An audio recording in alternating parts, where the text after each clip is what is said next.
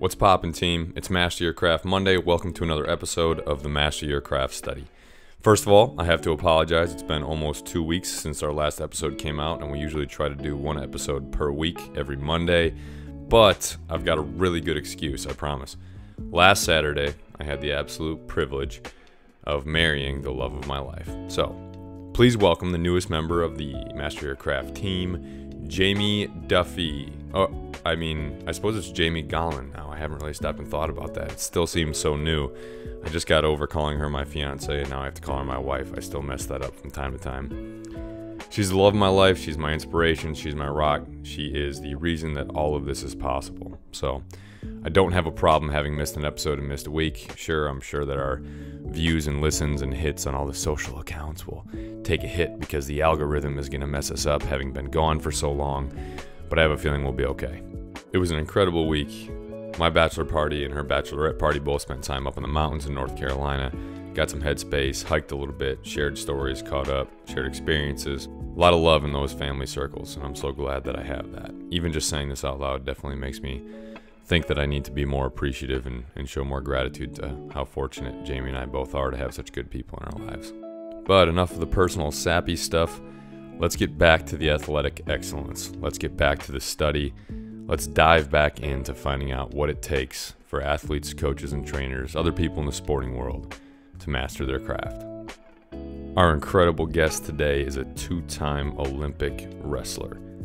He wrestles the Greco-Roman style. He's a four-time national champ. He's been part of Team USA. And I could go on and on with his accolades, but it'd take me all day. Right now, he's working out at Penn State with possibly the best coaching staff in the country, and he has his sights set on a 2020 Olympic run. He's tough, he's gritty. I've known him since high school, and I can attest to both of those things, but I'll let him do the rest of the talking. Without further delay, please welcome our guest to today's study, the Olympian, Ben Provisor.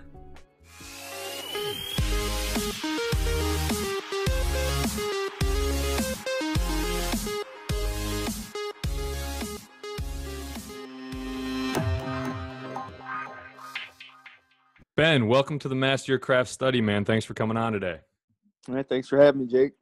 So what's right off the bat, walk us through your career from high school on up, just in general, by season, by tournament, by experience. Just kind of walk us through what your wrestling career has looked like. Well, I've won 4 national titles since leaving high school in U.S. Greco-Roman. It's the oldest style of wrestling.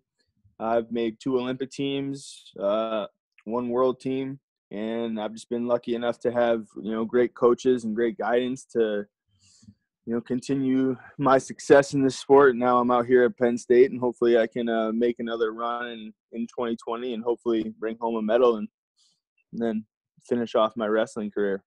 Yeah, that'll be excellent. How many years do you think you'll wrestle still yet? I think I'll be in it for till 2020. I think I'm ready for a little bit of a change. I've been wrestling. I mean, you've known me since high school, so I've been all summer. I'd be gone wrestling, and I think I'm just ready for something new. Yeah, it's a grind. 2020. It's definitely a grind, but I'm still gonna stay in combat sports. It'll either be in the WWE or I'm gonna start fighting. So you gonna do UFC?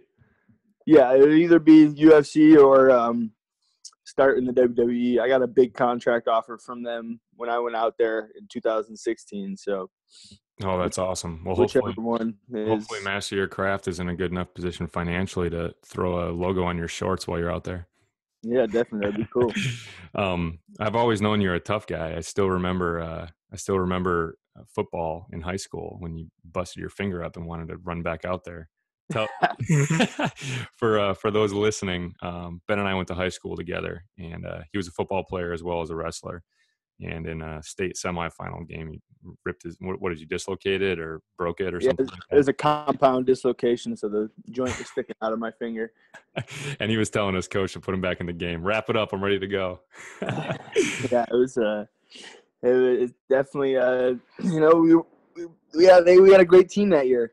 So I was just trying to do all I could, but they had to send me to the hospital. So Yeah, well, that level of toughness obviously is something that carries you through your sport, which is something actually I want that leads me to my next question. So, you're the first person on the show that's not in a team sport. Mhm. Up until this point, full disclosure, it's been all basketball players, ironically, because those are where most of my connections are. But you're the first solo athlete that I've had on, and I plan to have a lot more. But tell me a little bit about, in your mind, as someone who's played both team sports and solo, what are some of the things that separate an athlete that has to function on their own and not necessarily part of a team like that? I just think everything in your career and in your life needs to be dedicated towards, you're like you said, dedicated towards your craft. And especially leading up to, big tournaments for myself, I can't place blame on anybody else if they're not preparing right. So it really falls on my shoulders. And, when you go out there and perform, if you don't perform well, it's not going to fall on your coaches, not going to fall on anybody else. So you really got to place a lot of importance on, the way you eat, the way you sleep, the way you train. You don't have anybody else to blame if it doesn't go right.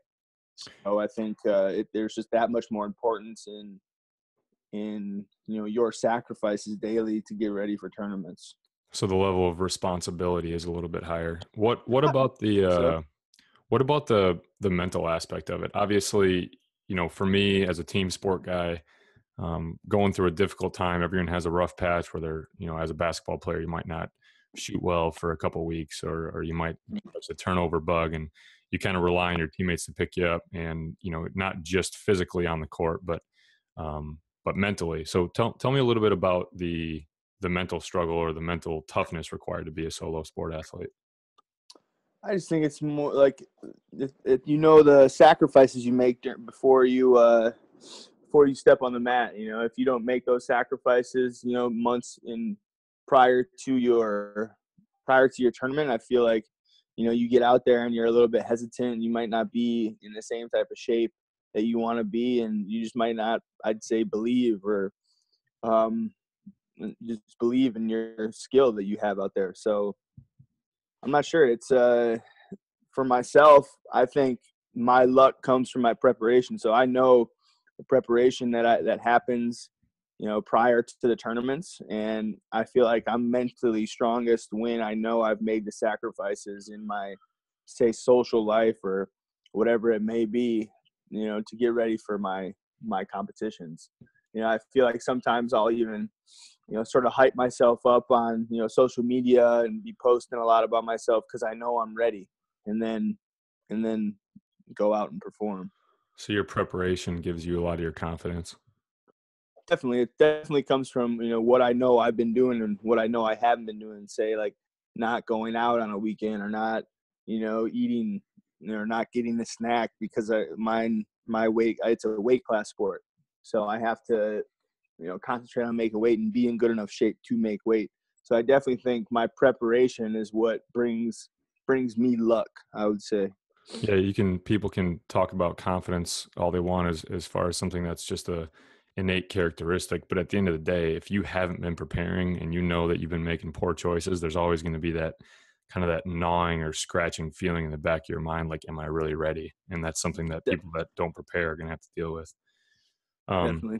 Yeah, I've so always been a confident person, but I don't think I just think that when I know I'm making those sacrifices, that I am more ready than before. yeah, of course, of course. Well, we've talked about how long of a journey it can be, especially when I remember in high school, you're going to school all year, wrestling for the school, and then traveling and training all summer and whatnot. It's obviously a long journey along that path, and there may be things that stick out to you, or it may be something that happens over time. But describe to me some of your fears, anxieties, or if there are any dark moments that stick out to you throughout your journey. Well, yeah, I mean, I had a span there when I had 3 straight years where I just kept getting hurt, and I didn't really know what was going on. I didn't really know if I was in the right space, and I ultimately had to make a change, and I moved on from my relationship and moved on from my area I was training. I feel like I was like fighting everything and I wasn't able to train, even though I know I was trying to be a good person, trying to make the right choices. So after I made the 2012 Olympic team, I didn't make another world or Olympic team until 2016 because I feel like I wasn't in the right space. I feel like I was fighting everybody just to train, and it wasn't helpful. So as soon as I moved on from my training location and moved on from my relationship, I made my next Olympic team. So I think I was just I was scared of change in those 3 years. And then when I finally, listened to what I feel like God was telling me, I made the 2016 Olympic team. So it was just it was hard for me to change because I was comfortable where I was, and I was, thought I was happy, but in the end I realistically wasn't. And now, it ended up being the right decision, even though it was a hard decision. Yeah, that's good. That's something that people don't talk about. It's hard for an athlete or anyone for that matter who has a vision or goal. And if the circumstances around you are constantly giving you resistance, it becomes really difficult to get into rhythm, get into routine, and be able to accomplish what it is that your ultimate vision or goal might be. Talk about your routine, Ben. Talk about any constants or any routines or things. You mentioned nutrition, you mentioned sleep. Are there any things, whether it be long-term or even day-to-day, that are part of your routine that you think set you apart from the competition? I really just think it's my constant work ethic. Now I go to sleep. Ever since I came to Penn State, they really concentrate on nutrition, and I really never had a great diet plan or how to eat. And they brought out this mathematician that he figured out how to eat right and how men make testosterone and women make estrogen. So it's really been helpful being here as far as my diet goes. And I think my ed's just putting in work every day that I know, if I'm wrestling my competition. I've wrestled pretty much everybody in the United States, multiple times in my weight class and my age group now. So I feel like just having that familiarity with knowing if I get in positions and wrestle with these guys that they're not going to beat me. I really think that if I know I'm prepared, I'm my biggest enemy. If I'm not prepared and I don't put the extra work in or get my sleep or eat the right foods, then I feel like I know I can be, sort of tested.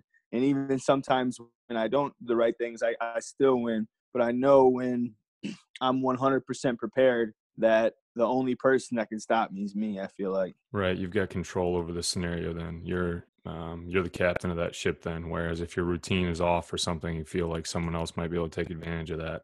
No doubt. What about in preparation for a big event? Like let's say you travel somewhere for an Olympic tournament match or world event. What sort of things when you're at the hotels or wherever they have you guys staying at are important to your routine besides sleep? Is there anything you do right when you wake up, or anything you do right before bed, or anything you do right before a match? It could be superstitious.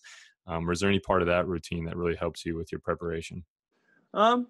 I sort of just slap myself in the face and make sure I'm awake. But no, I don't really have too many superstitions, I would say. But it really just comes from how I know I'm training. If I know that if I'm putting in the work prior to the competition, then my confidence is through the roof. I'm happy. I feel like I'm happy listening to music. I'm sort of loose and just relaxed going into the competition.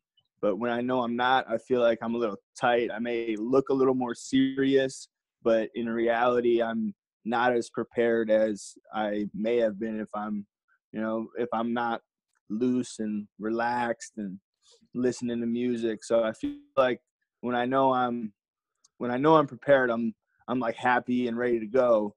And when I know I'm not prepared, I sort of take it more seriously, and then I may get tired earlier in the matches and stuff like that. So I Of think course.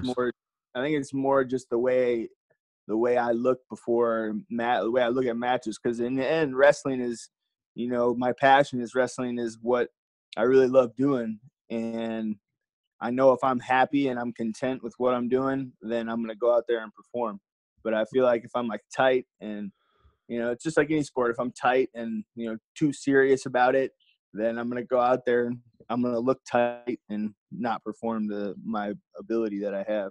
Right. So you mentioned music twice. So I wanted to ask you, this is a question that I always ask everyone on the show, not necessarily just music. So you can kind of open your mind up to other things, but whether it be music, movies, documentaries, books, are there any forms of media like that had a big impact on you? You know, maybe an album or an artist you listened to before matches, or if there was, someone you listened to during some of those dark times that kind of helped you through it. And the reason I ask is because sometimes if it's that or a movie or a book that you read, people from the show, people listening like to be able to take that back, and it might be something that helps them out. Is there anything that sticks out for you in that sense? Yeah, I think a big book that I really loved reading was the Alchemist. Paulo Coelho. Of the 5 guests that we've had on the show, you are the third one to mention that book.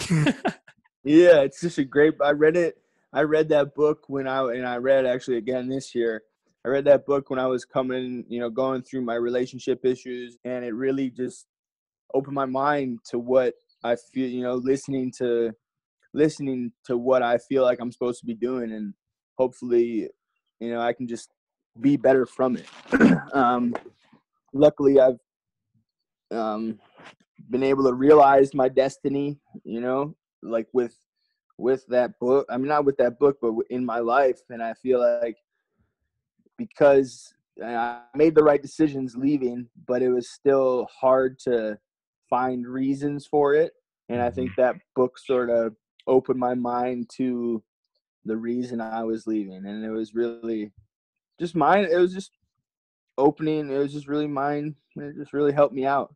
Yeah, it's And great perspective. That book yeah, offers really, really good perspective on just kind of, people realizing their place in the world when you have a clear vision or idea of the direction that you're going, the world will conspire to help you out. yeah, it's And, definitely and to that's some, realize one's destiny is a person's only obligation. yep, there you go. Absolutely. That's really good. There's a reason that people keep mentioning that book. So if you're listening and you haven't picked it up yet, hello, knock, knock. We've got all these different athletes that have had tremendous success, and they're all pointing to this one book. Definitely go pick that up. Obviously that has helped you. What other characteristics, if there's anything that you can think of, really aided in your growth and development? So we've spoken about preparation. We've spoken about the Alchemist in this book. We've spoken about routines. What else, as an athlete, do you think helps you with growth and development? Maybe different characteristics or mindsets that you might be going through. Anything else that sticks out? I think, Cael Sanderson talks about it a lot, and it's just the attitude of gratitude is what he says. So I'm always looking to, I'm just grateful for the situation that I'm in. It's an honor to be able to wrestle here, and honor to be able to wrestle for national titles and Olympic titles. And I have to look at it like that. Maybe before I got here, I wasn't really looking at it like that. I was like this is where I'm supposed to be. This is what I'm supposed to do. But I've been really lucky with all the people I've had in my life, and I just need to approach it as that and be grateful for the opportunities I've been given. And hopefully with that attitude, like of gratitude that he talks about, I can accomplish my goals and, just be grateful for the opportunity to wrestle for an Olympic title. And I Absolutely. think that really opened up my mind and opened up my heart just to try to help people, along their path in life too. That's great. So, and that's something that you probably got taught along the way a little bit, and you just kind of transitioned to stay yourself. Talk about your mentors or heroes or people along the way that have really contributed to your success. Who has it been, and what have they meant to you?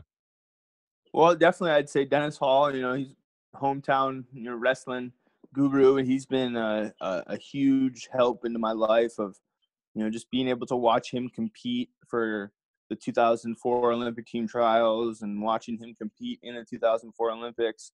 He really has opened my mind to how I'm supposed to wrestle against, foreigners and how we're going to win. And my mom too, she put a great, work ethic. I know she drove me nuts when I was a kid and always was worried about me and all this type of stuff. But, she really put a hard working bone into my body, and I've been really able to take advantage of that and, have great, results from it. And now most recently, definitely, you know, I look at this Penn State team, and they're just they're like with the new new style of training. You know, they don't go super hard. The old mentality of wrestling is like grinding it out, and now like the way that with the sports science, everything, you know, that's not the way you should train athletes. Work Be harder, ready for. not smarter. Yeah, Or exactly. excuse me, work smarter, Work not smarter. harder. Yeah, it's all good. Well, that was what the mindset was work harder, not smarter in wrestling Right. for the longest time. And I think they do a really good job of working smarter and not harder, and they keep the attitude and everything fun in the room, and it's really just about being the best you can be and feeling 100% for competitions. And I've been just really grateful for having the opportunity of being here. You know, I never thought I'm the only Greco wrestler in the United States that gets paid by a freestyle or a folk style like RTC. So I'm really lucky in that fact, because I was about to stop wrestling because there's just not a lot of money in it, and I've been sort of struggling along this path and not having like a constant, you know, paycheck, and they've been able to, you know, give me that security for these next, you know, 3 years when I can hopefully win the Olympics in 2020 around these coaches. Yeah, that's another thing that people probably listening to this don't quite realize and understand. And I speak pretty frequently about it. Full disclosure here, audience, Ben's not getting written $5 million checks every year, and he's one of the best wrestlers in the country. It's a really big disservice to the athletes and the coaches that are involved, because the demand and the standard is just as high in all these other sports, and it's just not as mainstream. So when it comes to things like funding, you don't quite get the same amount of reward. You don't see as many divas in, you know, professional wrestling as you do in the NBA. Let's be honest. Yeah, And no doubt. so there's a lot of value there in that sense, but it also makes things a lot more difficult. So Ben, I'm going to give you one word, and you can take it anywhere you want. It could be a definition, a meaning, an example, a story. But I'm going to say one word, and you go ahead and speak on it for a minute. Grit. That's a great word for wrestling, man. It's I think especially with the whole like we were just talking about as far as you know, financially, you know, you really got to bite down in this sport, and you know, hopefully in the end, like maybe get 1 or 2 world medals or an Olympic medal, and then it'll pay off. But wrestling is all about grit. You know, it's really all about who's gonna hold position longer, it's all about who wants to fight just a little bit longer. And even in my profession, even after this, you know, in the WWE or in fighting, it's going to be about that too. Who can stand up longer. So like an So endurance of mental toughness.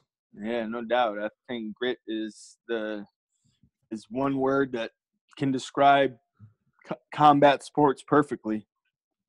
You know, Yeah. there's how many times are you going to get knocked down and you get back up? So Yeah, I think exactly. wrestling defines that, is sort of defined by that word. And I'm lucky enough to have the opportunity to, you know, be in a place right now where I can comfortably, you know, I bought my first house, and I can just be a wrestler. And not many people can say that, because USA Wrestling, all that stuff, it's not like you said, it's not a financial sport where I make a lot of money. It's not So it's not a revenue sport, man. People don't. You can be an Olympic wrestler, wrestling for your country, and you still have to have another job. I mean, yep. that's unbelievable. People don't realize the sacrifice that goes into that. Well, before we get off topic from grit, so you're around Penn State a lot. I know you're not. I know you're not a coach on staff per se, but since you train at Penn State and you're there with a lot of their athletes and you work with their coaches and trainers, is there anything about grit? So it's easy to see, and the reason I focus this word a lot is because it's one of those things that is very recognizable or identifiable. You can look at an athlete and a performance of theirs or their body of work and say, wow, that's a gritty athlete or that's a gritty play. But teaching it is another thing. How do you instill grit into an athlete? Where does it come from? How do you coach it? Well, I think the Penn State guys are really lucky here, because our our coaches, Cael Sanderson, who's an Olympic champion, Jake Varner, who's an Olympic champion, and actually Casey Cunningham, he's an NCAA champion. They wrestle with these kids every day, and I think they show grit every single day to their kids. You know, these are 40-year-old guys, and one's only 30, but they get to show them, you know, how they have grit. You know, Casey Cunningham is 40 years old, but he goes, and we have 5 national champs in a row, from 149 all the way up to 184. Wow. And he goes and beats all their butts every single day. So grit by example. Yeah, so they get to experience that, and they're like, man, this 40-year-old guy beats me up, and then they go and win a national title. So I think they work just as hard as us, and I think that's, you know, it's really a great example of grit. You know, they don't stop working. They continuously get better as coaches and as people. And I think that's a big thing that helps here is, you know, they don't just talk about being better. They are better too, you know? Yeah, that's really good. That's it's interesting because that's like I've mentioned, that's something that's so important in your success as an athlete is having grit. But it is, when you think about like a playbook or a book or a speech that you can give to coach grit, it's almost impossible. But then when you think about a coach or a trainer engaging in that moment and engaging in a flow state with those players or trainers, you know, i.e. some of these guys getting out on the mat and wrestling around with the current athletes, that's probably one of the only surefire ways of transferring or teaching grit to different athletes. It's a fascinating word. Like I said, it's something that's so difficult to teach, but easily identifiable as something that successful athletes embody. Yeah, no doubt. You're a gritty guy, Ben. I know you are. I've seen you compete plenty. Try to be. Getting there. Getting there. It's always a process.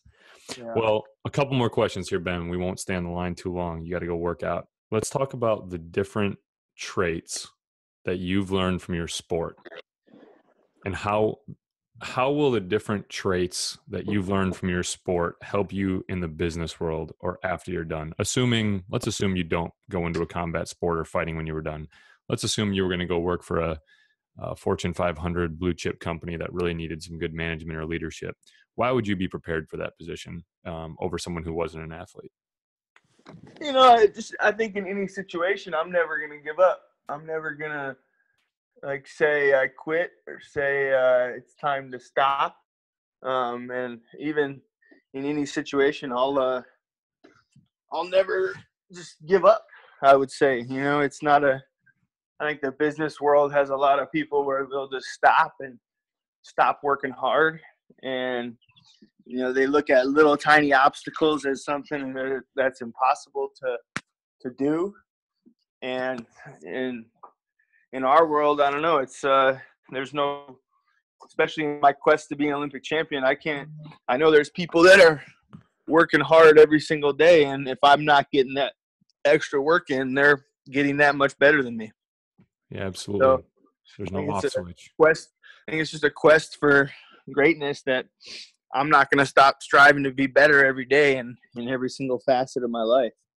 You know, and I have a little girl I have to provide for too. So, you know, I need to constantly get better and constantly provide for her. So that's a big motivator. Yeah, that's definitely inspiration enough for many people. Okay, last question, Ben. This is something that everyone on the show has to answer, and it can be about wrestling, it can be about sports, or it can be about anything. You get to be the voice that someone hears first thing in the morning every single day. You have 10 seconds to speak life or to speak words to every person on this planet right when they wake up. What would you tell them? Good question. I would say try to get better every day in one facet of your life. You know, what we do at Penn State is, or what we talk about is getting 1% better every single day. You know, if it's one position, if it's one, you know, tie up, if it's one shot, if it's one defense, we just try to get better in one thing every single day. You know, if it's your personal life, if it's your business life, if it's your financial ability, just try to make steps to be better every single day. If it's your relationship with God, try to improve that today. You know, try to improve one thing And then eventually, yeah, I think everything will start working itself out. And that's what I did. Once I left, Colorado, I came back home and I just tried to make changes in my life to become better in little facets of my life. And then eventually I had this opportunity here, and I'm lucky enough to be here and be getting paid like a normal job just to wrestle. And that's the first time I ever had that in my life. And I think it's because I tried to do good every day. And I feel like this fell into my lap because, no matter the situation, I was trying to think positively and think about being good in, one or two things every day and getting better at it instead of, looking at obstacles and things like that as negative hurdles. I looked at them as, well, all right, I got to make a change in this area. So I did. 1% better. Yep. Yeah, if everyone woke up every morning and thought, let me just get a little bit better today, that would probably be positive enough thought to be able to carry through and just make small advances. Slow and steady, baby. Slow and steady wins the race. All right, Ben. Well, I really appreciate you coming on, man. Where can people, if they were interested in following your career, what websites or what are your social media handles, anything like that? Where can people find more Ben Provisor? Yeah, you can just follow me on Facebook or at Ben Provisor. Twitter is at Ben Provisor too. It's nothing really crazy. I don't post too much anyway, so except when you're getting ready for a fight and you're ready to talk. Yeah, pretty much. Except when I'm trying to hype myself up. That's right. So, if you're ever WWE or UFC, I'm sure that'll change a little bit. You're gonna have to get on there and smack talk a little more than you do now. Oh yeah, no doubt. That's more, but everyone listening here, I know, and myself and the rest of our Stevens Point people up there in Wisconsin, all these athletes that we have pumping out of that little city up there, we're all rooting for you, man. So, continue to grind it out. And I know you said that you probably got one big last run at it all the way through 2020. We're going to be rooting for you. And this is something that we hope you have a lot of success in, man, because we like what you're about. I appreciate it very much, man. Thank you. Yeah, man. Take care.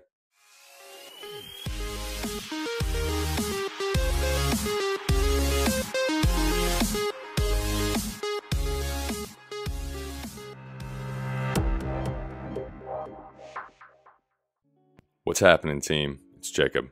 As always, thank you so much for tuning in to another episode. If you're like me and you always had that burning desire in your gut to be the best, then I want you to know that all the work that we've been putting into this study is for you. If even one person is changed for the better or has a positive takeaway from this, then it's all worth it. Listen quick, just a few things. First of all, I want to tell you about some ways that you can win some free stuff. We are constantly giving away Master Your Craft gear and other goodies. Sometimes, when a guest recommends a book, that'll be what we give away for the week. It's all different stuff. If you want a chance to win any of those things, or to be featured on one of our profiles, here's what you gotta do. It's easy. Go on and leave a comment, feedback, or review. I'm not gonna sit here and tell you that the 5-star reviews are the only ones that's gonna win. That helps me out a lot, trust me. But if you give me a 1-star review, and you have a legitimate reason, concern, question, comment, that actually helps us grow as a study, then I value that more than anything. So, go leave a comment, give us some feedback, any way, shape, or form. Just make sure you tag at the MYC Study on any sort of account in it so that we can see it. And then each week, I'm going to read a comment aloud on the air, give my response to it, and if yours is the comment that we read aloud, you win. Secondly, if you're a high school or college student and you need an internship or class credit for the summer, go ahead and hit us up. This study is being conducted as an educational piece and will be used for further publication in various journals, speaking events, and eventually a book, hopefully a best-selling book. But we're in need of some help at several different things, and I'd be more than willing to accommodate and meet some of your class requirements if you were looking for an internship or just wanted some experience in the field. For that, I'll ask that you email me personally, jakob@myc.team. That's JAKOB@myc.team. Lastly, I have a personal request.